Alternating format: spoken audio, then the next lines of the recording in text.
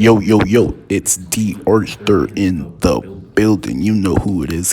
I'm talking to you guys today about semen retention and hidden spiritual powers on semen retention. Is it true that you get spiritual powers when you go on semen retention? And the thing, and what do I mean by spiritual powers? Because this term might be frowned upon to certain I guess is spiritual powers. And what I really mean by spiritual powers is just that your spiritual the spiritual core of who you are becomes heightened on semen retention. You have a closer connection to the Most High. You have a closer connection to Source. This is the same as when the Most High was on this physical reality, and he was basically living in this physical reality, and he was on retention. He had a spiritual connection to the Most High. Invisible angels attended to them, and this is something that can really kind of happen to you, because you have to start realizing what tends to really happen. Like, I had an instance like a couple 3 or 4 days ago where I was in a very high energetic aura, and then I was thinking about a specific person, and then lo and behold, I overheard somebody saying the exact name of the person I was thinking about over the phone, and this was totally unrelated, but it was just an example of how powerful your thoughts become, and just your manifestation rate becomes when you go on semen retention. You will start manifesting at a 10x type of rate very rapidly. The thoughts that you start entertaining might come into your physical reality. Literally, it could be as fast as literally the next day or literally the next second. This happens. There is a correlation between the thoughts that you entertain, the thoughts that you entertain, and your physical reality. Whatever you tend to focus on starts growing more into your life. So if you're focused on lack, focus on scarcity, you're gonna see physical manifestations of these things. And the thing is also, like, your spiritual powers, you have intuition. Heightened intuition, meaning like you just become closer to the all knowing type of person that you are. You're gonna be very all knowing, meaning, I mean, I'm not really saying you're gonna know everything. It's just gonna be a lot better for you to explain things of why things are a certain way. A lot of people are ignorant to this fact. They think everything happens by chance. They think everything happens by coincidence. And that's not really the case. And nothing really happens by coincidence. Everything kind of happens through synchronicities. There's a reason why everything happens. Also, like I said, your synchronicities are going to be very heightened. For an example, if you're thinking about somebody specific, and maybe they're in the same general location as you, and then you decide to go out for a little bit, you might see them walking. This has happened to me many times. You're just walking, and then boom, the person that you were maybe speaking about or thinking about just happened to cross by you. This literally happens a lot more often when you go on semen retention. Because, like I said, you're a spiritual being having a physical experience. If you're a spiritual being having a physical experience, the spirit can never submit. The spirit has to develop itself. It has to manifest itself. So, like I said, if you combine this practice with meditation, you're going to be on a different. You might be operating from a different level of consciousness. The bad things that usually happen to, like, normal people who are on this practice, spiritually unaware people, they're probably going to be more affected by these things than you.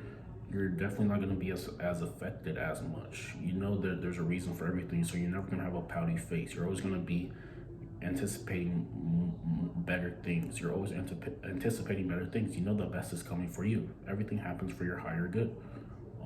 And like I said, your intuition, whatever decisions that you make sure they're solely based on your intuition, that deep down kind of thing, because that really has that probably is to your benefit a lot more often. That benefits you a lot more often, because if you make a decision based off ego or fear, you might regret it a little bit later, because you start realizing that there really wasn't anything to really be scared about. It was just your ego. It was just your brain trying to play tricks on you to make you feel comfortable. See, the thing about the brain is it has to do everything in its power to make you as comfortable as possible, and it has to destroy all threats. So if you ever come out of your comfort zone, if you're ever out of your comfort zone, um, it will probably do everything in its power to get you back into your comfort zone. But the thing is, you can't really grow without getting out of your comfort zone. This is the disconnect. If you really wanted to grow in this physical reality and become an authentic 2.0 version of yourself, you would pretty much have to be uncomfortable for a little bit. You have to seek discomfort. This is probably the only way. And then once you're getting comfortable with being uncomfortable, you're finally going to be able to grow. Because the thing is, like, it's just not that. Because the thing is, if you're always comfortable, you're never really gonna grow. Like I said, you might even be able to some examples are, you might even be able to call things before they happen. You might your abilities, you just might be able to call things a lot before we happen. You have a heightened emotional intelligence. You might be really able to explain how somebody else is feeling without them really saying any words. Your subconscious is communicating with the superconscious. You're becoming a very authentic being. You're becoming your true self. Also, you might realize that some processed foods that you keep eating, your body starts to reject them. You can only start living off of food that is only good for you, like greens and water and things like that. You start rejecting processed GMO foods. You start rejecting the news media. You start realizing that you are a being that can create your own reality. You start realizing what the truth is behind what is really going on. You start realizing that there might be a correlation between medicine and big pharma. You just might start realizing that there is a lot of things that you were told to believe, but they may not be the entire truth. This is what starts to happen when you go on longer days of semen retention. The truth starts revealing itself. You start getting closer to the truth. You really start getting closer to the truth, and you start realizing that you have to maybe operate a little bit differently to get a different result. So, so like I said, the best thing for you to do when you go on retention is to meditate, eat very good foods, and just make sure you're becoming the most authentic version of yourself, because all of this really plays a part into you fulfilling your soul mission and your soul purpose. So yes, when you meditate, when you're on retention, your spiritual powers are heightened. Like I said, your body starts rejecting bad food. Your body starts rejecting entertainment that doesn't help you fulfill your soul, because your soul is taking over your body. Like, you only start living for the soul instead of living for the bodily flesh. You only make decisions based off of how your soul will take it, instead of making decisions based off of bodily pleasure and bodily desires. Bodily desires.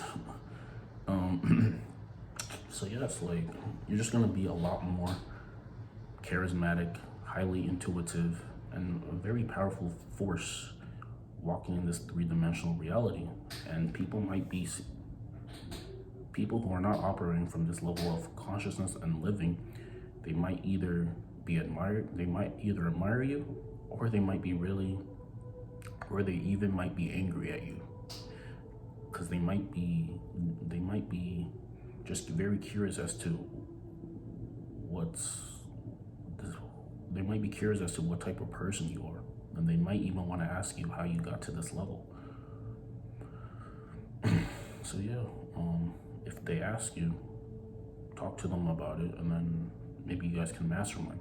You're going to be more attracted to leaders and people who only live for this, who are more spiritual beings, who only live to help their spirit develop instead of physical, only living for the flesh, because the flesh is temporary, the spirit is forever. Like all those things that you used to do, like drugs, alcohol, all those things, they don't fulfill you as much. You might still do them, but they're not as fulfilling as much. They're lowering your vibration. And I mean, if you're lowering your vibration, you're going to accept fear into your life.